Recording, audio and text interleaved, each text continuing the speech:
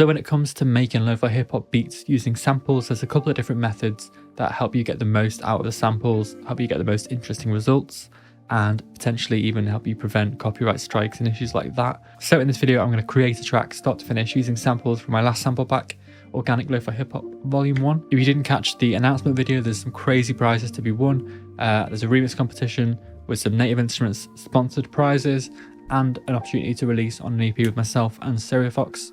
And for that EP, I need to make my own track. So in this video, I'm going to be making that track. Plus in this video, I'm going to be giving away some credit to my sample pack store where you can buy sample packs or merch.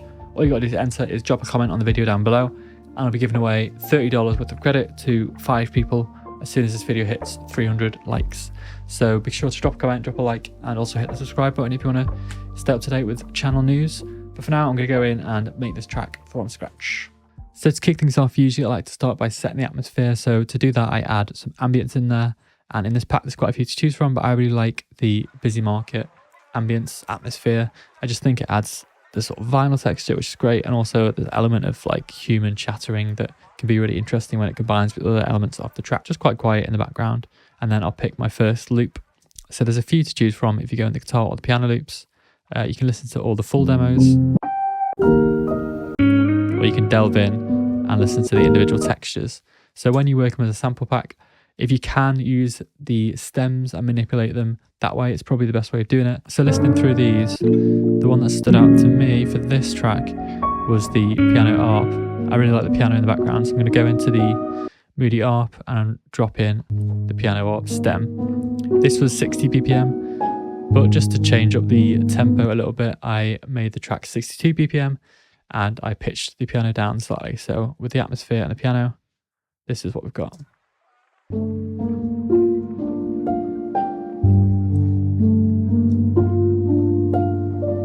So next up, I like to map out the track a little bit. And if I play the chord progression constantly through the whole track, it might start to get a little bit repetitive. I could dig through some of the other piano sounds here and pitch them down to sort of have a B section. But what I'm going to do in this case is just record a sort of B section to the piano to try and match the chords as best I can. I know I'm in G minor, so I'll work around the chords in G minor, figure out the chord progression, and then I can play a sort of B section.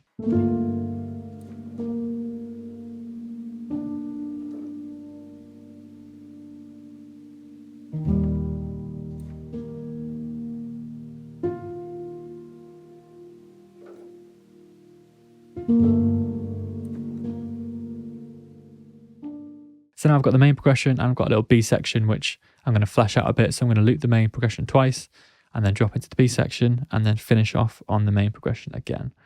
So this main progression is quite a textured piano. So to try and sort of mimic it so it's not too jarring when we mix between the two, I've layered a few pianos on top of each other. So the way I've done that is I've started off with the Contact Felt Grand Piano mixed off Arnold's Composed Toolkit, using on most tracks these days. Really nice piano, but it's not got that much texture. So first I laid in Lecco, cut the low end of Lecco, the half speed sustain patch that adds a little bit of sort of piano noise, sort of hammer noise and player noise I guess as well. And then I added the subs from the Noir piano just to beef it up a little bit. So that's the Noir felt. And the end result's this, as you heard in the demo. And the way it transitions from the ARP is like this. So it's probably going to feel a little bit sudden when you do something like that, which is why I'm going to start to lay in some textures to try and help make the transition a little bit smoother. So for this, I'm going to start pairing it up with some of the textures from the sample pack. So first, of course, we've got the synth that was paired with it. So if I go into the piano ARP, there's like a synth attached to it. So if I change the BPM, change the pitch, I can match that back with the piano. And that's going to work really nicely. But I can also mix and match some other textures from other patches. So if I go through stuff like this vocal pad, this ML textures, and there's other synths and stuff as well. But for this, I thought it would work nicely with the ML texture. So that's the synth and the texture, also the vocal pad. And then finally I had this dark piano lap steel, there it is, the flute texture. So I slowed that down and obviously changed the key of each of them so they matched. And now we've got this depth of texture without really having to do much. So now when you pair everything up put together so far, the little transition to the B section is a little bit smoother. Still needs a little bit of work, which we'll use effects and sweeps for in a minute, but it flows a little bit nicer. Next up, I wanted to add a little bit more of a vocal texture. So I've got loads of vocals in this pack that work really well in this sort of context. Really sort of breathy, textured vocals.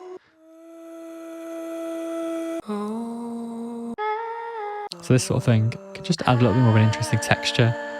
And I think people often respond well to having like the voice in some form, even if it's not a vocal line.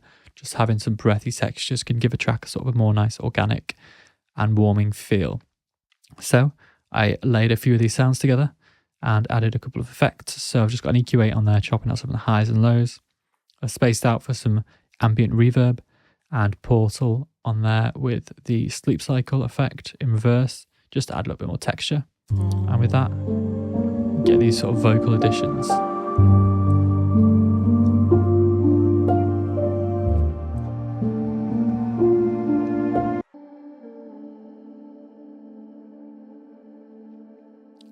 So these sort of loop throughout the track and again help the track flow, and I think they just add a little more variance to each section, especially with the sleep cycle effect in Portal. It gives it a little bit of a more interesting delay effect that's a little bit unpredictable.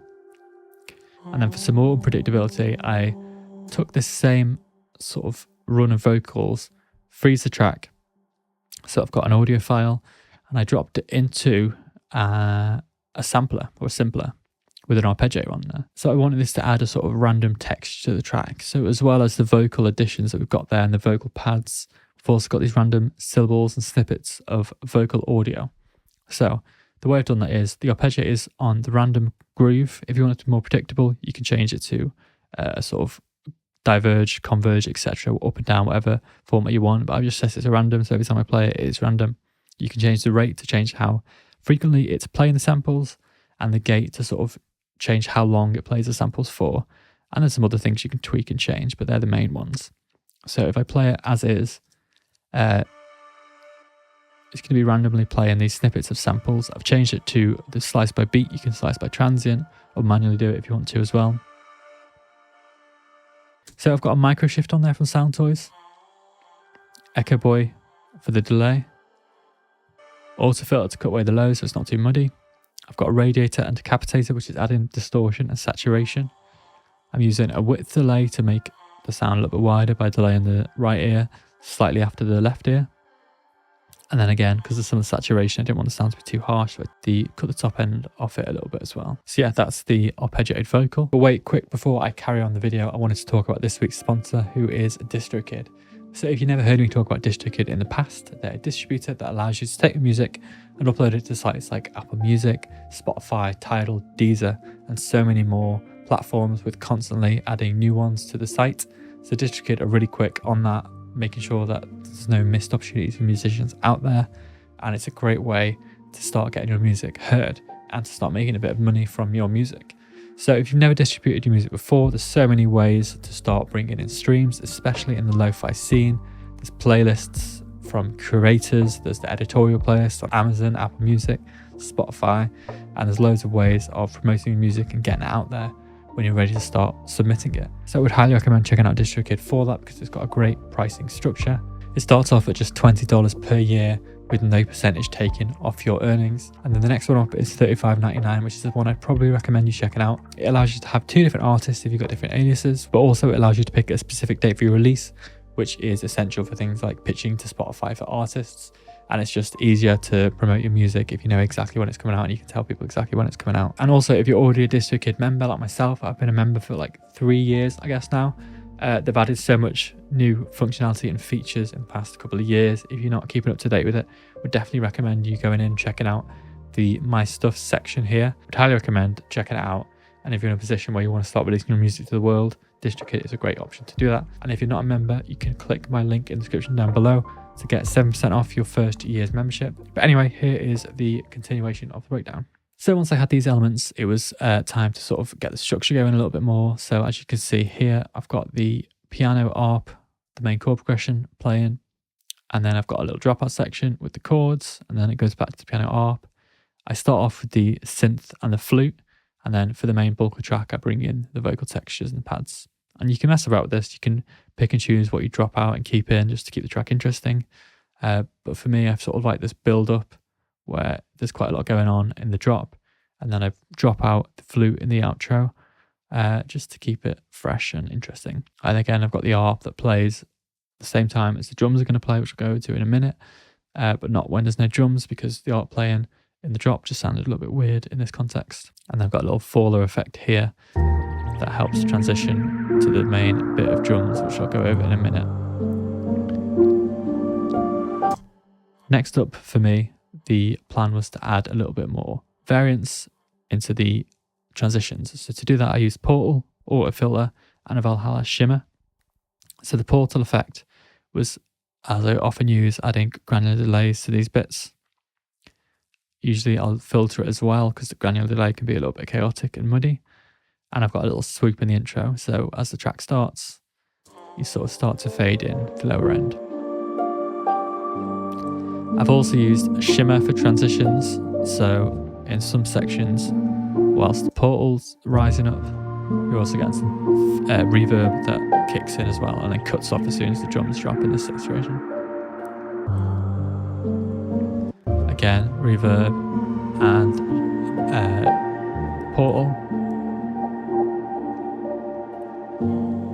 into the sort of B section chords.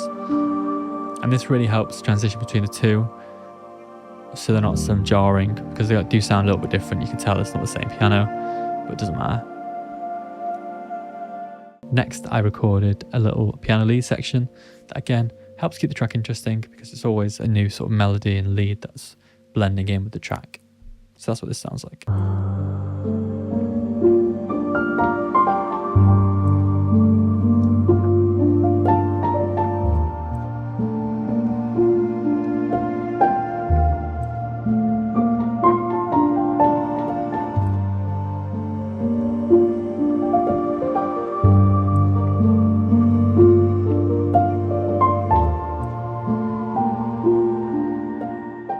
So I've got a rough structure to the track, so I wanted to now sort of flesh it out a little bit more. So I'm going to add a bit of guitar to the intro, add a bass line in on the P bass, and record the sort of core of the drums.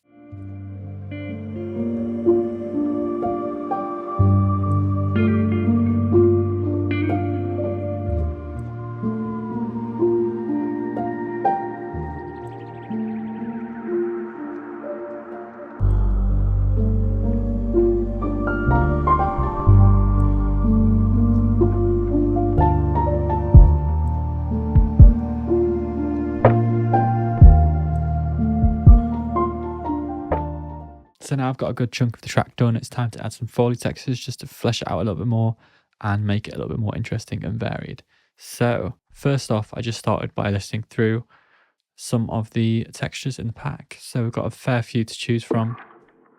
Obviously the 60 BPM ones are going to be more or less the same without too much pitching, but you can get interesting effects if you take some of the quicker ones and slow them down, and so on. So for this, I went for this texture, which I cut a lot of the lows for. I just want it to be more of a sort of higher frequency texture. So this was a 60 BPM dark texture 1. I combined it with the 60 BPM tappy texture dry. And then finally finished off with the hi-hats. So altogether they sound like this. So I used the 60 BPM lo-fi hats, which I used twice. So if you listen just the once, sounds like that. And then I've got a second one that's off tempo, so it gives it that feel. I used a little tops texture that I had. I can't remember where it's from anymore, but that adds a little bit more depth to the track texture. And then a little brush sample as well. So altogether, we have this. So this is the little drop section. Now on the drum bus, I cut out the frequencies. So it sort of fades away, and then as it gets to this bit, it'll start to get the drum textures coming back in, which helps, again, build it up to the drop again. And we're also using some shimmer on the drums, just to make the drums a little bit ambient as it builds up to the drop.